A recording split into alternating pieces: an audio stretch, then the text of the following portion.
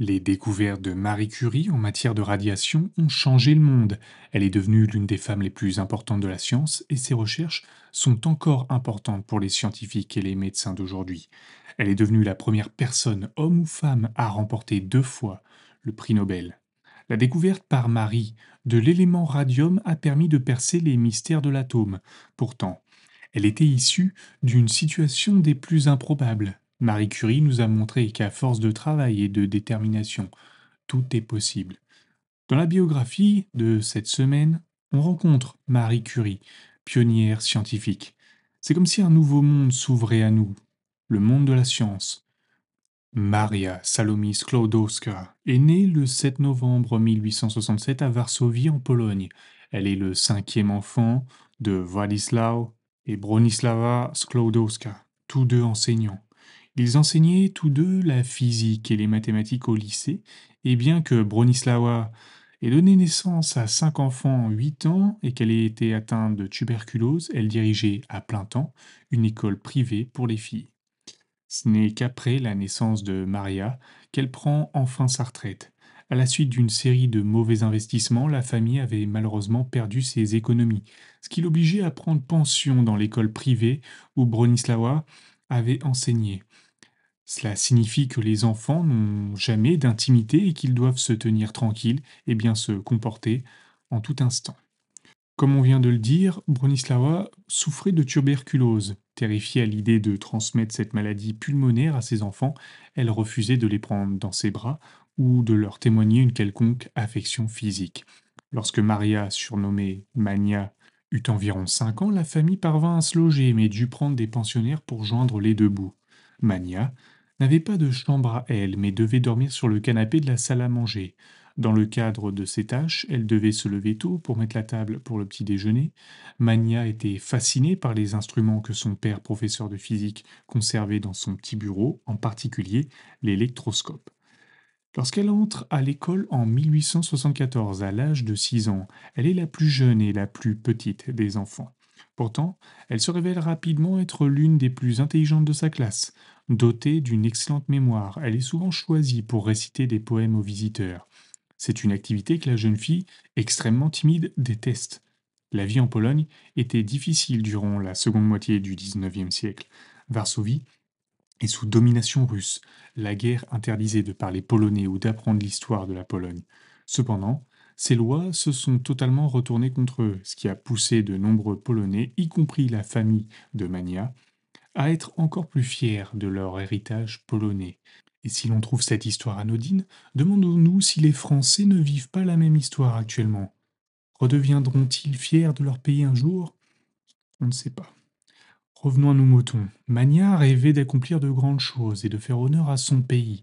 Alors qu'elle n'avait que 8 ans, sa sœur aînée, Sophia, a attrapé le typhus et en est morte. Environ 2 ans plus tard, la mère de Mania est morte de la tuberculose. La petite fille est inconsolable. Les deux personnes les plus chères de sa vie, sa sœur et sa mère, lui ont été cruellement arrachées. Malgré son désespoir, Mania est parvenue à conserver d'excellentes notes à l'école. Avec l'amour et le soutien de son père et de ses frères et sœurs restants, elle commence à rêver d'un avenir accompli. En 1883, elle termine ses études secondaires. Elle est la première de sa classe dans toutes les matières. Peu après, elle tombe malade et souffre de ce qu'on appelle la fatigue de la croissance et de l'étude. Elle passe une année de convalescence chez des parents à la campagne. À son retour, Mania a l'intention de poursuivre ses études dans le domaine des sciences. Mais le gouvernement russe interdit à toute Polonaise de fréquenter l'université de Varsovie. Mania conclut un pacte avec sa sœur aînée, Bronia. Elles mettent leurs finances en commun pour permettre à Bronia puis à Mania de s'inscrire à l'université de Paris. Mania passe les 6 années suivantes comme gouvernante, ce qui signifie qu'elle n'est guère plus qu'une servante d'une riche famille. Pendant 3 ans et demi, elle vit dans une famille Zoroski à 60 miles de Varsovie. Elle donne des cours particuliers aux enfants, 7 heures par jour, et est en permanence à la disposition du reste de la famille.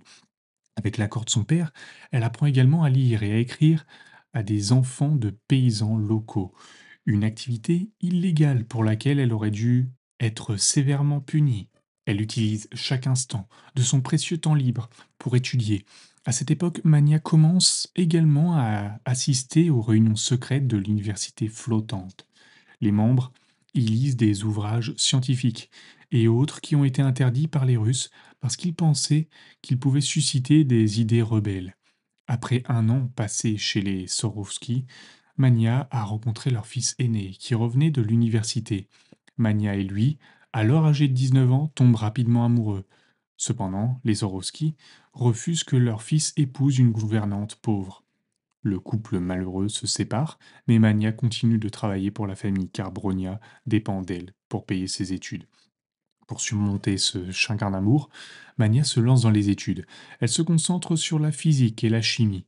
En 1889, son emploi chez les Swarovski a pris fin et elle est retournée à Varsovie, où elle a commencé à travailler pour une autre famille.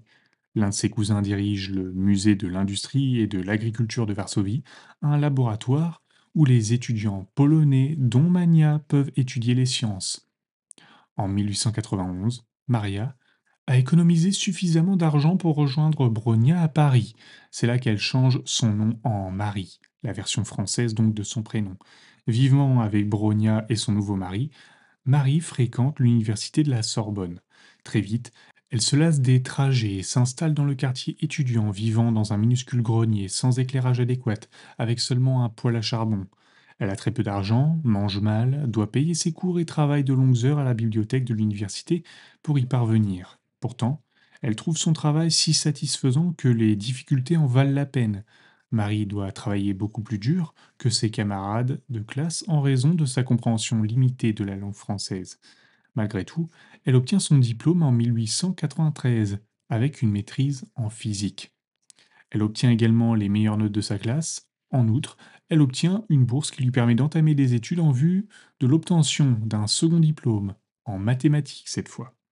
Tout en poursuivant ses études de mathématiques, Marie est engagée par une entreprise française pour étudier le magnétisme de différents types d'acier. Mais pour effectuer ce travail, elle doit trouver un laboratoire. Une amie lui présente un homme qui peut l'aider dans cette tâche. Il s'agit donc de Pierre Curie, professeur et chef de laboratoire à l'école de physique et de chimie industrielle de Paris. Il est déjà célèbre pour ses travaux sur les cristaux et les aimants. Marie commence ses recherches sur les différents types d'acier, tandis que Pierre poursuit ses recherches sur l'effet de l'électricité sur les cristaux. Personne n'a été plus surpris que Curie lui-même lorsqu'il a été attiré par Marie. Cet homme de science considérait la plupart des femmes comme un gaspillage d'espace. Pourtant, Marie était différente. Elle était brillante et aimait profondément la science. Au lieu de lui faire la cour avec des fleurs, Pierre a tenté de voler le cœur de Marie en lui offrant une copie dédicacée de l'un de ses articles de physique. Pierre demande à Marie de l'épouser peu après leur rencontre. Marie voulait dire oui, mais elle sentait que si elle épousait Pierre, elle ne vivrait plus jamais dans sa Pologne bien-aimée. Après avoir obtenu son diplôme de mathématiques, elle est retournée à Varsovie pour des vacances, ne sachant pas si elle retournerait un jour à Paris. Cependant, elle est bombardée de lettres d'amour de Pierre. Elle décide finalement de revenir afin de poursuivre ses études et de voir Pierre. Marie et Pierre se marient le 26 juillet 1895. Marie, toujours pragmatique, porte un tailleur bleu foncé qu'elle portera plus tard au laboratoire. L'année suivante, elle travaille dans le laboratoire de Pierre pour étudier l'acier et le magnétisme. En août 1896, elle donne naissance à Irène, leur premier enfant. La maternité ne la ralentit pas pour autant. Elle décide de passer un doctorat en physique et a besoin d'un nouveau sujet d'étude. Elle avait entendu parler d'un physicien français, Henri Becquerel, et de sa découverte de mystérieux rayons d'uranium en 1896. Le sujet la fascine et elle décide d'en faire le thème de son doctorat. En novembre 1893, Wilhelm Röntgen, physicien allemand, découvre au cours d'une expérience des rayons invisibles et pénétrants provenant d'un tube électrique. Il les appelle rayons X parce qu'il ne sait pas de quoi il s'agit en fait. Ils avaient la capacité de traverser la chair et d'autres substances, mais pas les matériaux durs et denses comme les os et les métaux épais. En quelques mois, les rayons X et leurs effets sont devenus célèbres dans le monde entier. En 1896, le physicien français Henri Becquerel a découvert d'autres types de rayons pénétrants. Contrairement au Röntgen, qui était produit par un effet électrique, ces rayons semblaient provenir naturellement d'un morceau d'uranium. Becquerel avait laissé l'uranium sur un paquet scellé de papier photographique pendant plusieurs jours dans un tiroir, et le papier s'était embué.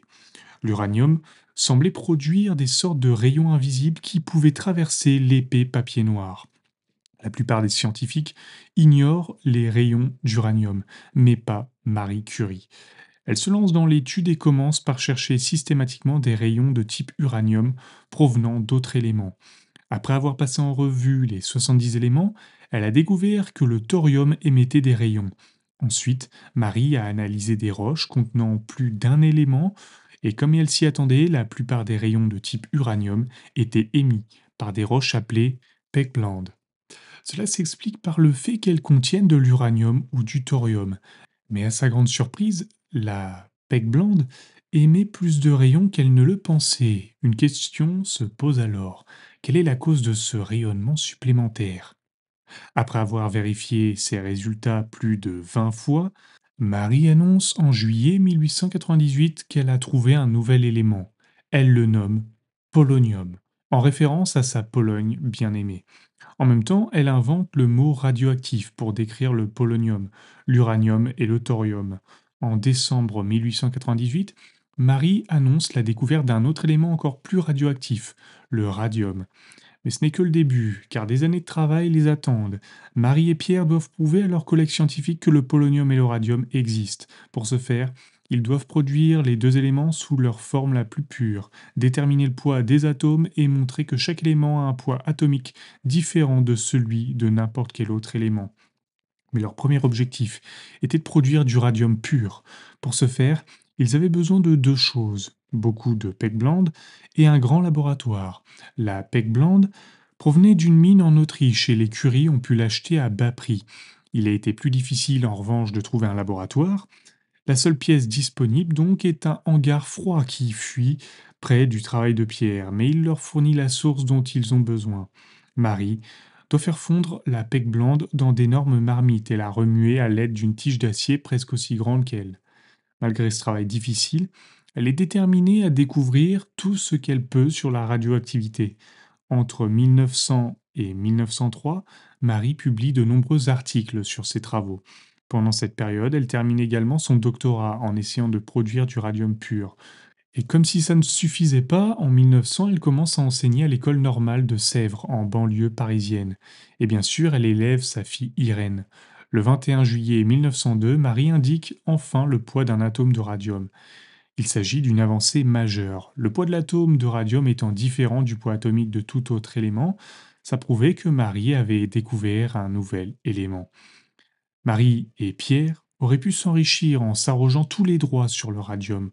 Au lieu de ça, ils ont partagé leurs informations, expliquant comment ils avaient purifié l'élément et bien d'autres choses encore. Ils pensaient que la recherche scientifique devait profiter à tout le monde. En 1903, Marie est devenue la première femme en Europe à recevoir un doctorat en sciences. Mais à mesure que la renommée du couple ultra-scientifique grandit, leur santé physique commence à se détériorer. Pierre est constamment fatigué et souffre, et Marie est également dans un état d'épuisement constant. Elle a récemment fait une fausse couche et a perdu beaucoup de poids. Tous deux souffraient également de brûlures et d'engourdissements au bout des doigts. Nous savons aujourd'hui qu'elle souffrait des effets de l'exposition aux radiations. À l'époque, on vantait les mérites du radium pour la santé. Comme il pouvait tuer des tissus sains, les médecins l'ont testé sur des cellules malades et ont constaté qu'il les détruisait également. Rapidement, le radium a été utilisé pour stopper la croissance des cellules cancéreuses chez les patients atteints de cancer. Ce nouveau traitement est appelé thérapie Curie. En novembre 1903, Marie et Pierre reçoivent la médaille Humphrey Davy, la plus haute distinction anglaise en chimie.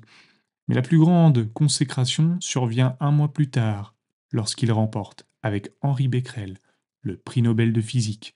Le prix Nobel est assorti d'une importante somme d'argent. Ça permet au Curie pour la première fois d'embaucher un assistant de laboratoire. Désormais, les journalistes et les visiteurs veulent rencontrer le célèbre couple de scientifiques. Certains journalistes enthousiastes tentent même d'interviewer la jeune fille des Curie, Irène. Les lauréats du prix Nobel doivent se rendre en Suède pour recevoir leur prix et parler de leurs travaux. Mais Marie était trop malade pour s'y rendre, et ce n'est qu'en 1905 qu'elle a pu faire le voyage. Les sentiments du couple à l'égard du prix étaient mitigés. Marie est fière de son travail et du fait qu'elle est la première femme à avoir acquis une renommée mondiale en tant que scientifique. L'argent du prix a également contribué à financer leurs recherches qu'ils avaient jusqu'à présent payées de leur poche. Mais elle n'avait pas la célébrité qui accompagnait le prix, estimant qu'elle interférait avec leur travail. En 1904, Marie donne naissance à une deuxième fille, Ève. Peu après, Pierre est nommé professeur à la Sorbonne. Il dispose d'un meilleur laboratoire et Marie est rémunérée comme son assistante principale. L'année suivante, il est élu à l'Académie des sciences. Pendant 2 ans, tout va bien pour les Curie. Ils sont enfin à l'aise financièrement et sont des leaders respectés dans leur domaine. En avril 1906, une tragédie survient. Pierre vient de profiter d'un week-end de détente à la campagne et il est de retour dans un Paris pluvieux.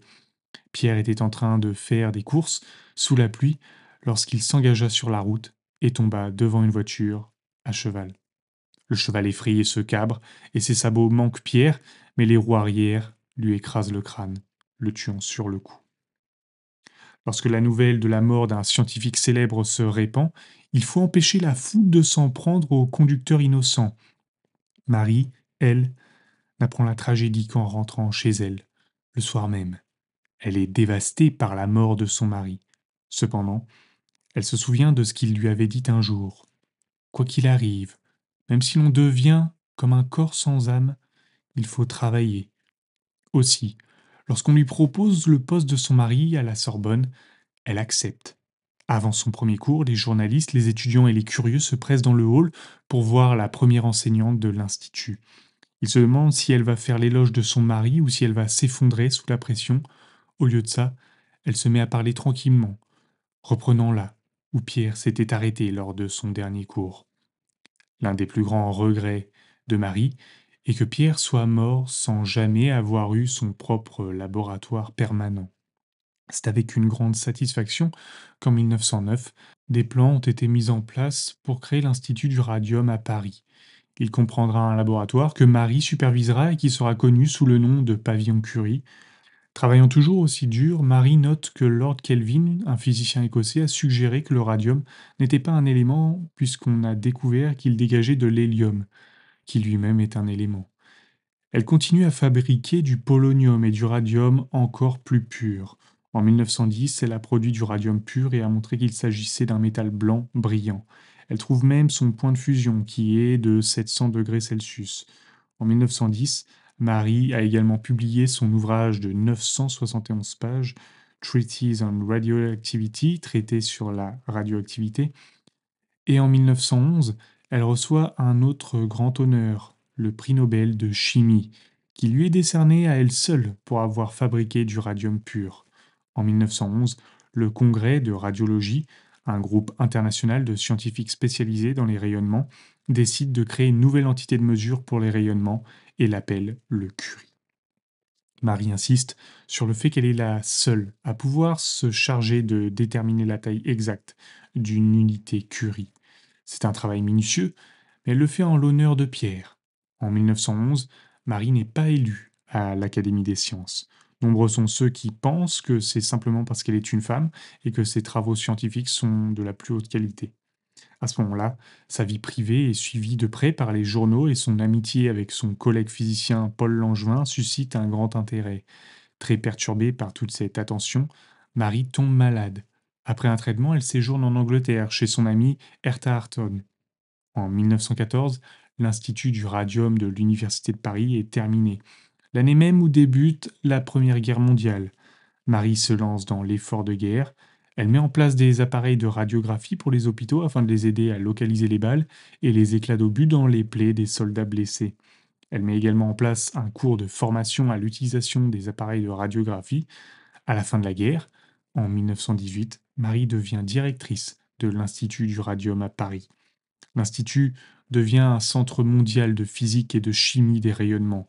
En 1920, Marie se lie d'amitié avec Marie Maloney, une journaliste américaine. Cette dernière contribue à améliorer l'image publique de Marie Curie et envisage de collecter des fonds pour l'Institut du radium en organisant une tournée de conférences aux États-Unis. Bien que son ouïe et sa vue faiblissent, Elle effectue une partie de la tournée avant que sa maladie ne l'oblige à rentrer en France. De nombreuses universités lui ont décerné des diplômes spéciaux et les Women of America lui ont offert un gramme de radium d'une valeur de 100 000 dollars. Ce prix est une reconnaissance de son travail et de ses réalisations en tant que femme scientifique. En 1922, elle est enfin élue à l'Académie française de médecine. Au début des années 1920, les scientifiques ont enfin pris conscience des dangers des rayonnements.